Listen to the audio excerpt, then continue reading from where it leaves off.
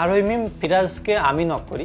আরে বাচ্চা বাচ্চা পোলাপান কি যে করে। হ্যালো হোয়াটসঅ্যাপ গাইস, আসসালামু আলাইকুম। বর্তমানে সবাই জানেন না যে প্র্যাঙ্কিং এর ডিরেক্টর মিরাজ আর মিমকে মিলে দিল, এটা অবশ্যই আপনি জানেন না। আজকে আমি বলবো যে সত্যি কি মিরাজ আর মিম মিলে গেল। আজকে আমি এই ভিডিওর মধ্যে সবকিছু দেখিয়ে দেবো এবং সবকিছু বুঝিয়ে দেবো। তার আগে দয়া করে চ্যানেলটা সাবস্ক্রাইব করে দিবেন আর ভিডিওটা প্রথম থেকে শেষ পর্যন্ত অবশ্যই দেখবেন, তাহলে আপনারা একদম ক্লিয়ারে বুঝতে পারবেন যে মিরাজ সত্যি মিলে গেল।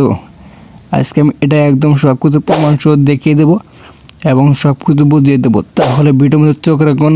হ্যালো হোয়াটসঅ্যাপ গাইস, আসসালামু আলাইকুম। ডিজি সওদাগর আপনাদের মাঝে আমি আবার একটি ভিডিও চলে আসলাম। তাই এই ভিডিওটা প্রথম থেকে শেষ পর্যন্ত অবশ্যই দেখবেন, তাহলে আপনারা একদম ক্লিয়ারে বুঝতে পারবেন যে মিরাজ আর মিম সত্যি মিলে গেছে।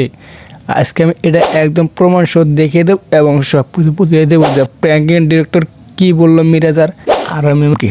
তাহলে ভিডিওর মধ্যে চোখ রাখুন। সবাই বর্তমানে জানেন যে মিরাজ আর মিম গুলো 4 বছর প্রেম করছে, কিন্তু তো আপনারা সবাই জানেন। আজকে আমি বলবো যে ডিরেক্টর কি বলছে মিরাজ আর মিমকে। তাহলে একটু দেখা যাক যে ডিরেক্টর কি বলছে মিরাজকে। বিভিন্ন লোকজন আরেকজনরে বিভিন্ন কথাবার্তা বলে, তাহলে আপনারা কি বুঝতে পারলেন এটা অবশ্যই আপনারা কমেন্ট বক্সে জানিয়ে দেবেন। সবাই তো দেখতে পেলেন এবং সবকিছু বুঝতে পারলেন, যেটা আপনাদের মতামত এটাই কমেন্ট বক্সে জানিয়ে দেবেন। সবাই তো দেখতে পেলেন যে মিরাজ আর মিমগুলি মিলে গেছে, এটা তো আপনারা একদম ক্লিয়ারই দেখতে পারলেন।